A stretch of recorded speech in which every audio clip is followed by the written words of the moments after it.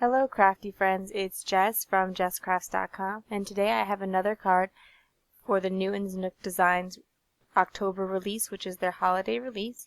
The stamp set that I'm looking at today is Christmas Delivery. It comes with this really large image of a sled with the dog and the cat and the presents in it, and it also comes with 2 sentiments. So today I've stamped the image on a piece of 140-pound Canson watercolor paper, and I cut that out with a stitched rectangle die, and I'm also going to be adding a moon, and to keep the moon area white I used masking paper and just die cut a circle out of it. You could also punch a circle or trace something and cut out a circle. And so I would think about the position of the moon, and then I stamped down in archival jet black ink, which is waterproof, the image of the sled. Now, in the end, I decide to not actually just color in the image of the sled, and I decide to do some paper piecing. So you wouldn't really have to necessarily stamp the image first, but it helped me to think about my placement and where I'd want everything to look eventually.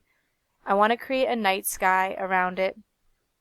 When I think of a winter sky, I usually tend to go with blues, and I started here with the purples because I've been on kind of a Halloween kick lately, and when I added in all of these purples and started blending it out, I in the end decided that I didn't really like that, and you'll see that I'll actually do something to kind of tweak it later on. So if I had, in hindsight, I would have used Faded Jeans and Black Soot instead of those colors, but I used Seedless Preserves, Black Soot, and Dusty Concord to create the sky. So I just rubbed some distress ink on to just get it covering the paper, but since it's on watercolor paper, I'll be able to use some water to blend it out. So I just spritzed it with some water from a mister, and then I'm going to be using a flat wide brush to blend it out.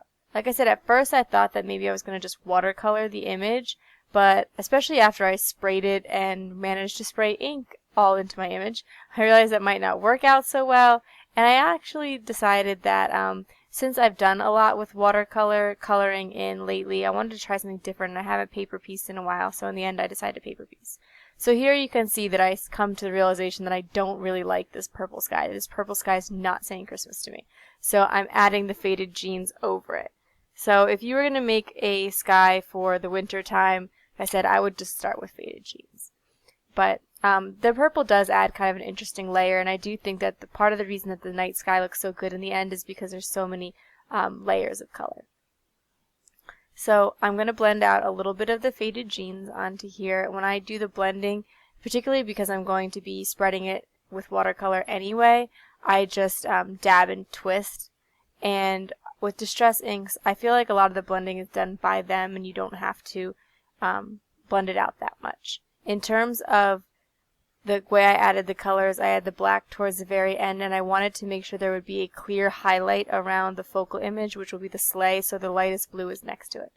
To continue to add the blue color in and to give it that kind of nighttime shimmery feel, I am using some, I believe it's Perfect Pearls Mist, and it's in a blue color, so it's going to add some blue sparkle to the card. And so I just I shake it up and hold it about 6 inches from the card and spray it. And now that it's dry, you can kind of see how that blue shimmer looks. So it's added more blue to the card, and it's also added that shimmery nighttime feel that says Christmas to me. And I pulled up the mask, and there's the area for the moon. I'm going to do a treatment with the moon too to make it stand out more. I sprayed the whole outer part of the sky in a blue Perfect Pearls, and now I'm going to use just plain Perfect Pearls, which creates kind of a silver shimmer, to create the moon. And since the moon is not like a pure white, tends to have grays and stuff in it, I thought that by spraying this silvery gray spray, I would get that effect. And also, the moon is something that generally appears shiny, and so this also gives that effect. To create this mask, I simply die cut with the same die cut a circle out of a large piece of paper. You could use something like printer paper because you just want something to cover it. And then I just placed it over where the moon is. So the same die cut that you use for the mask is the one you can use to the masking paper is the one you can use to create the mask later on. And so I've sprayed that on. I have shimmer all over the card, but there's shimmer in blue in the sky and then silver in the moon. And I'm going to dry it to make sure everything's set. Then I'm ready to move on to the paper piecing aspect of my card. Once I've decided that's what I want to do, I know that I need a couple of different bits of Christmas paper and that they should generally be very small patterns.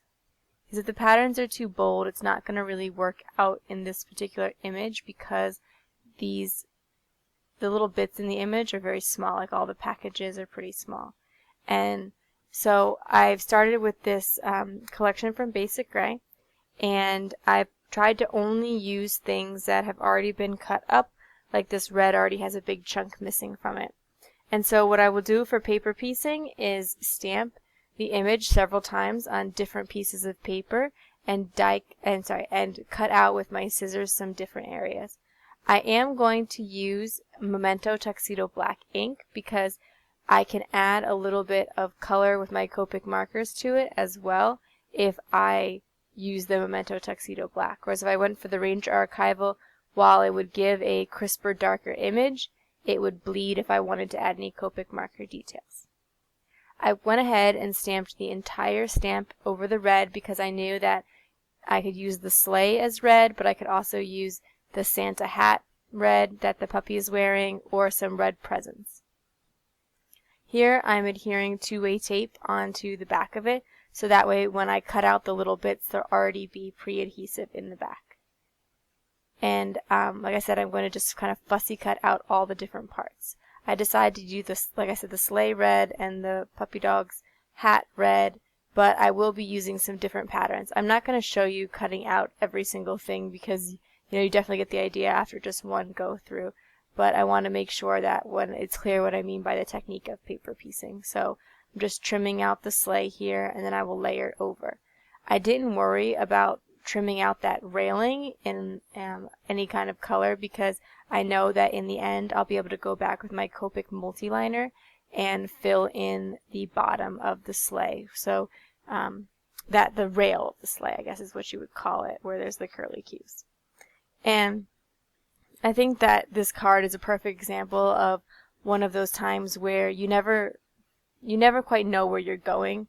I sketch out some of my cards, particularly the ones that I make for videos and design teams, and I always think that I know what I'm going to do, but cards tend to evolve as you play with your supplies and pictures and images, at least in my experience. So this is kind of one of those cards where I thought, oh, at first I would do some watercolor. Then it turns into paper piecing, and then I add some Copic colors to it and that kind of thing. So I'm going to also be adding details with Wink of Stella glitter brush pen. Since I've already added glitter to this card, I feel like I can kind of go all out. I don't always add a lot of glitter, but as I've mentioned recently, when I do Christmas cards, I tend to be a little bit more liberal with the glitter, and there are certain glitter products that I am able to tolerate. I don't like glitter, like loose glitter that gets everywhere. But things like Wink of Stella brush pen where the glitter stays pretty contained, and actually even the sprays, as long as you keep the area around it clean and use something like a Ranger craft sheet, it doesn't really get all over your stuff. So you see I've cut out some different elements here. After cutting out all these little tiny pieces, I start to get worried that I'm going to run out of steam before I can even finish the card. So I decide that I would take that semi-solid whitish color. It's really a wood grain pattern that was in that paper pad that I showed before, and I would cut out the dog with some presents by it and the cat with some presents by it, because that way I could just color in the presents around the dog and the cat, and I wouldn't have to cut out so many different pieces. It would also help because a lot of these packages have little details like the bow, the ribbon, the dots, and obviously I wouldn't want to cut them from different pieces of paper because that would be just way too time consuming. So by cutting it out of a semi-solid like this, I can just go in with Copic markers and finish it off. Now, of course, you don't have to use Copic markers. You could use any markers you have on hand, Distress, Sharpies, etc., because you're just looking to add a little bit of color. I'm not doing any blending. It is so super tiny here. There is definitely no room for blending with them. And I do add a touch of color to the dog and the cat, but I don't want to do too much coloring because this card is honestly winds up taking a long time to complete, and you might notice that this is a really long video for me. Usually by now my video would be over, but I did want to show you all the different aspects of the card that I had today. And so this card is probably be reserved for a very special person who will appreciate all the time and effort and understand that I cut out all these silly little bits for them.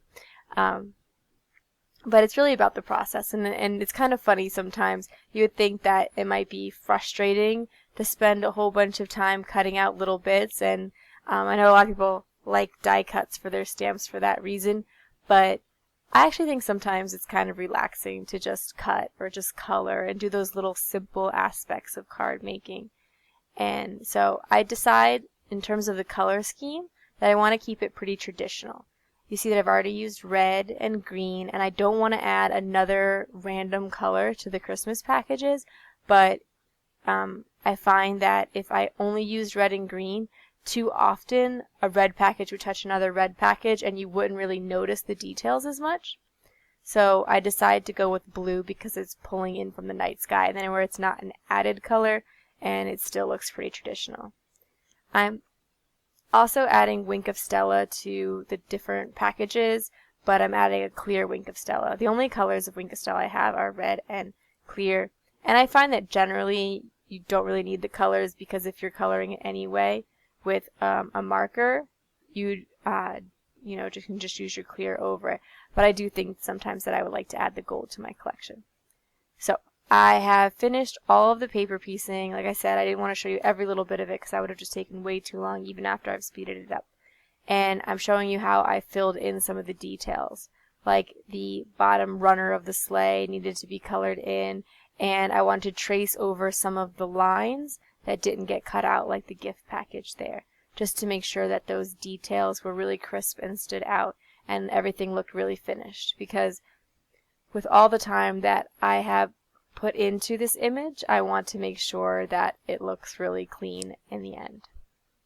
And so now I'm ready to move on to finishing off the card, and I always kind of was thinking ahead that I would want to add in a sentiment in the moon, like kind of hanging half in the moon and half off the moon. And so I decide that I will heat emboss it because I think that if I stamped it, it might blend in a little too much with the background color, but if I had that kind of raised effect, it would make it more clear. So I've stamped it in VersaFine ink after using a powder bag over it, and then I'm just using clear embossing powder. And so it basically acts like black embossing powder when you stamp in VersaFine and then cover in clear, but the clear embossing powder isn't as likely to catch in areas that you don't want it. So I do prefer that method of adding it. And I think just that more defined edge of the embossing powder versus just the stamping allows it to pop a little bit more. You see that I almost added some stickles to the dog's hat, the Santa hat, but I knew in the end that I would want to do this embossing, and so I couldn't have it wet until later. I also decided to add another detail because when I was looking at the sky, I thought that's all I would do was just do the sky and the moon would be done. But I just felt like something was missing and I wanted to add more detail, so I'm going back in with the clear embossing powder and doing some snowflakes. I stamped them in regular Versamark ink, which is a clear sticky ink, and I'm going to heat emboss them clear. So it's not going to be super obvious. Like right now, I actually think it looks really pretty when they're white like this, but I don't have just plain white embossing powder. And so I couldn't use that. And I decided that I'll just use the clear, and it would add a very subtle effect. And like I've said in the past, it is kind of fun when your card has layers like that, where it's not something that's super obvious, but then when it's noticed later it really adds to the detail of the card and helps someone to appreciate the kind of handmade feel.